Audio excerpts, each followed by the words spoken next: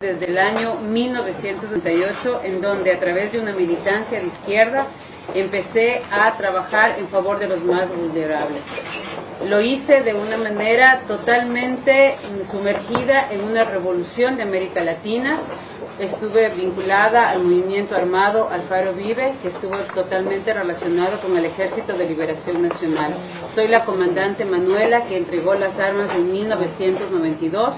Fui exiliada política desde el año 1988 hasta el año 1990 en España, en donde obtuve la ayuda del gobierno español para poder continuar mis estudios y para poder regresar al Ecuador, no solamente ayudándome emocional y psicológicamente luego de la tortura de la que fui objeto, sino también como una profesional lista para apoyar a mi país. En el año 1990 regreso al Ecuador como asesora del ministro de Educación, y inmersa en el proceso de educación empezamos una gran campaña para ir generando a nivel educativo y a nivel de salud una gran revolución de izquierda. Empezamos a meternos en el ámbito educativo, en el ámbito cultural y en el ámbito político, liderando diferentes procesos entre los cuales estaba fundamentalmente destinado a generar una discriminación hacia el varón, empoderamiento de la mujer, pero también una salida de la iglesia dentro de los procesos, tanto sociales como educativos. Esa fue nuestra meta como grupos de izquierda. Nos tomamos las escuelas, nos tomamos los colegios, nos tomamos las organizaciones civiles, nos tomamos los sindicatos, pero además generamos procesos en donde la división de clases fue nuestra lucha fundamental. Hombres contra mujeres, niños contra adultos. En el año 2000, luego de 1990 al 2000, empiezo a trabajar como consultora. En el 92 dejo las armas y como consultora de las Naciones Unidas gano una licitación con términos de referencia totalmente establecidos para ser la ONG responsable en un convenio tripartito entre el Ministerio de Salud como el gobierno ecuatoriano, el Fondo de Población de las Naciones Unidas y la Corporación Educativa CIDED, de la cual yo soy la representante legal hasta el día de hoy. Un convenio de $6,5 millones que ingresaban al país con el objetivo de desarrollar proyectos de salud sexual reproductiva en el Ecuador que tenían como destinatarios hacer que los maestros entreguen y difundan la anticoncepción en los adolescentes, que las organizaciones de mujeres empiecen a trabajar sobre el tema del aborto y además empecemos a trabajar en el ámbito de salud, la exclusión de los padres de familia en la toma de decisión de los derechos en función de el cuerpo de los niños, es decir, que los niños tengan acceso a la anticoncepción sin conocimiento de los padres de familia, en donde los médicos tenían que entregar anticoncepción y eso deberían darse a través de las escuelas, cosa que hoy ya es una realidad en la mayoría de escuelas y colegios. Todo esto estaba encaminado a generar un gran recurso económico, no solamente para las Naciones Unidas, sino también para las farmacéuticas que nos estaban a nosotros financiando. Y lo tengo que reconocer con mucho dolor y mucha vergüenza. Nosotros sabíamos perfectamente, y todos los técnicos y todos los consultores de las Naciones Unidas sabemos claramente que nuestros fondos, que nuestros sueldos, que nuestros contratos, que nuestros proyectos están totalmente financiados por farmacéuticas y dependen exclusivamente de la venta que nosotros hagamos para seguir financiando nuestros proyectos. Un ejemplo clarísimo de eso es que de un proyecto de $6,5 millones en 4 años, logró el éxito de recaudar, y hasta el día de hoy ustedes lo pueden encontrar en cualquier informe de las Naciones Unidas, Ecuador vende un promedio de $1,5 millones mensuales en anticonceptivos. Por eso es un negocio la implementación de las políticas de salud sexual reproductiva en todos los procesos y en todos los estamentos. Ustedes dirán, ¿y qué fue lo que hizo que nosotros nos demos para atrás? En el año 2004 nosotros somos técnicos, nosotros evaluamos proyectos, nosotros sistematizamos proyectos.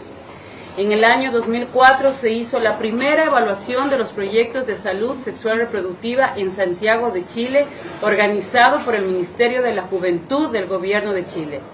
En ese gobierno se dijo claramente que más del 50 y pico % de mujeres estaba en la zona urbana con conocimiento y usando anticoncepción, estaban en la zona urbana el más del 70 y más del 53% de jóvenes adolescentes tenía conocimiento del uso de la anticoncepción a través del sistema educativo.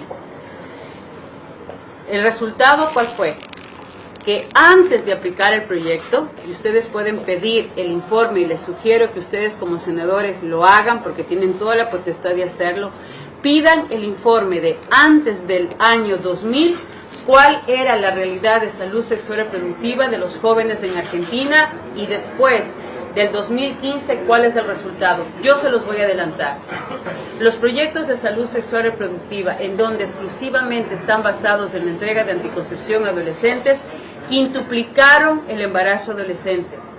Antes de la entrega de estos proyectos, los jóvenes iniciaban su vida sexual entre los 17 y 18 años. Actualmente en América Latina, el inicio de la vida sexual de los jóvenes está entre los 12 y 13 años. Se ha quintuplicado las enfermedades de transmisión sexual. Antes teníamos un promedio de 5 enfermedades de transmisión sexual. Son informes de las Naciones Unidas. Antes teníamos 5 enfermedades de transmisión sexual en América Latina. Hoy existe un promedio de 30 tipos de enfermedad de transmisión sexual. Antes teníamos enfermedad de transmisión sexual exclusivamente a nivel genital. Hoy las enfermedades de transmisión sexual han mutado a nivel oral, a nivel anal y a nivel genital. ¿Por qué? Por el tipo de relaciones sexuales que estamos impulsando a los jóvenes a tener, en donde el cuerpo es un objeto.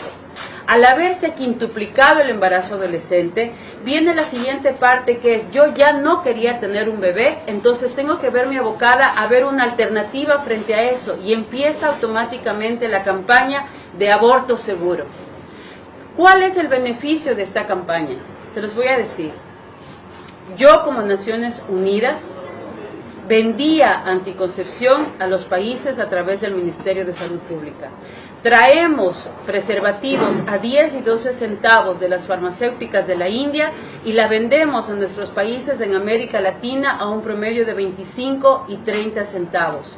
Traemos pastillas abortivas, y ustedes pueden revisar las páginas web de Aborto Seguro y de las comadres, que son quienes difunden el aborto químico aquí.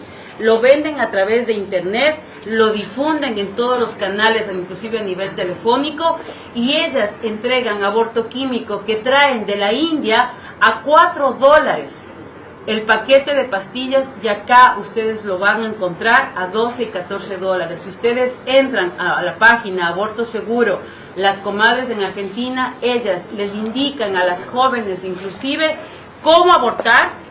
Y es tan escalofriante lo que ustedes van a encontrar en esa página, que inclusive les dicen cómo colocarse las pastillas, cuántas pastillas tomarse, cuántas introducirse a nivel del conducto vaginal, y luego les dicen: una vez que te has tomado las pastillas, vas a sentir un dolor que es insoportable. Muerde una toalla para que aguantes el dolor y empieza el proceso de pujo. Si empiezas a llenar más de 2 toallas higiénicas en el proceso de 1 hora, te recomiendo ir al médico, pero no les digas que te tomaste la pastilla.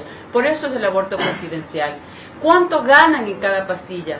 Ganan más del 100% por pastilla. Entonces, ese paquete que están en este momento vendiendo de manera clandestina, lo van a pasar a vender de manera legal. Es un negocio al 100%.